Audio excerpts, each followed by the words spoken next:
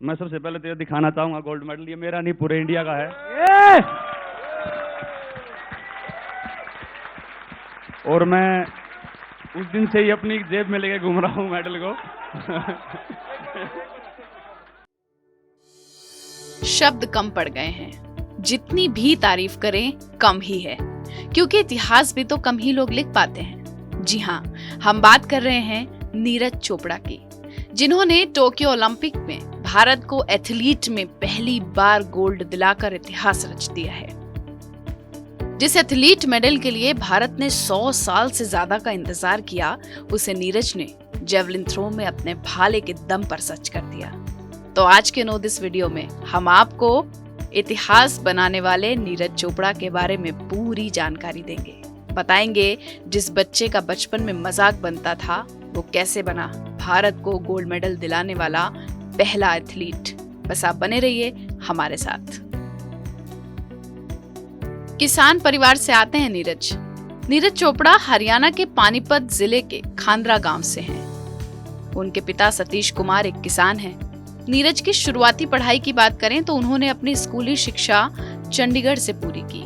यहाँ उन्होंने BBA college से ग्रेजुएशन की डिग्री हासिल की थी। नीरज को पढ़ाई के साथ अपने पिता और चाचा के साथ खेत पर जाकर काम करना बहुत पसंद था। बच्चे उड़ाते थे नीरज का मजाक। दरअसल बात कुछ ऐसी थी कि नीरज बचपन में बहुत मोटे थे, इसलिए गांव के दूसरे बच्चे उनका बहुत मजाक उड़ाया करते थे।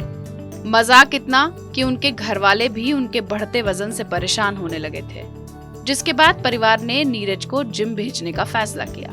ऐसा कुछ दिन तो चला, लेकिन किन्हीं कारणों के चलते नीरज का जिम जाना बंद हो गया। घर वाले फिर परेशान हुए तो उन्होंने नीरज को फिट रखने के लिए स्टेडियम भेजने का फैसला किया। यहाँ उनकी मुलाकात कुछ एथलीट से हुई। बस फिर क्या था, उनका प्रभाव नीरज पर ऐसा पड़ा कि उन्होंने एथलीट बनने का फैसला कर लिया। नीरज के सामने खेल चूज करने को लेकर बहुत कंफ्यूजन था। ऐसे में प्लान बना कि सब ट्राई करके फिर बेस्ट चुनेंगे। तमाम ट्रायल्स के बाद नंबर आया भाला फेंकने का। नीरज के लिए ये खेल बहुत अलग और शानदार था। बस नीरज ने भाला उठाया और फेंक दिया। उनका भाला इतनी दूर जा गिरा कि वहां मौजूद सारे लोग दंग रह गए और बस यहीं से नीरज का करियर तय हो गया। अगले ही साल नीरज ने स्टेट लेवल जूनियर चैंपियनशिप और फिर जूनियर नेशनल चैंपियनशिप में गोल्ड मेडल्स जीते। गोल्ड मेडल जीतने तक की जबरदस्त मेहनत, बनाए रिकॉर्ड्स। नीरज ने 2012 में लखनऊ में 68.46 मीटर भाला फेंककर नेशनल जूनियर चैंपियनशिप जीती। 2013 नेशनल यूथ चैंपियनशिप में नीरज ने एक बार फिर शानदार प्रदर्शन किया। इसके बाद एशियन जूनियर चैंपियनशिप 2016 में silver, world under 20 athletes championship 2016 और साउथ एशियन गेम्स 2016 में उन्होंने गोल्ड मेडल अपने नाम किया। उनके रिकॉर्ड बनाने का सिलसिला यहाँ ही खत्म नहीं हुआ। नीरज ने Asian athletics championship 2017, Commonwealth game 2018 और इसी के साथ एशियन गेम्स 2018 में गोल्ड मेडल जीतकर खुद को साबित कर दिया। 2016 में बने आर्मी के नायब सूबेदार। नीरज ने जब 2016 में पोलैंड में हुए IAAF वर्ल्ड अंडर 20 चैंपियनशिप में 86.48 मीटर दूर भाला फेंककर गोल्ड जीता, तो इससे खुश होकर आर्मी ने उन्हें राजपुताना रेजिमेंट में बतौर जूनियर कमीशन्ड ऑफिसर के तौर पर नायब सूबेदार के पद पर अपॉइंट कर लिया।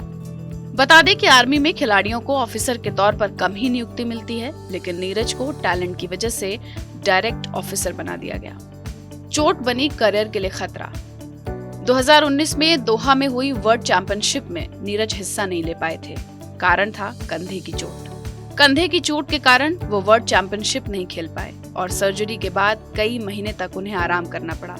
हालांकि ये पहली बार नहीं है जब घायल होने की वजह से नीरज को इस तरह से परेशानी हुई हो। इससे पहले भी 2012 में जब वो बास्केटबॉल खेल रहे थे तो उनकी कलाई टूट गई थी। तब नीरज ने कहा था कि एक बार उन्हें लगा था कि शायद वो ना खेल पाएं, लेकिन खुद की मेहनत और उनकी टीम की कोशिश से वो उस मुश्किल को भी पार कर गए। गोल्ड मेडल जीतने के बाद नीरज के ट्वीट ने उनकी कहानी पूरी तरह से बयां कर दी।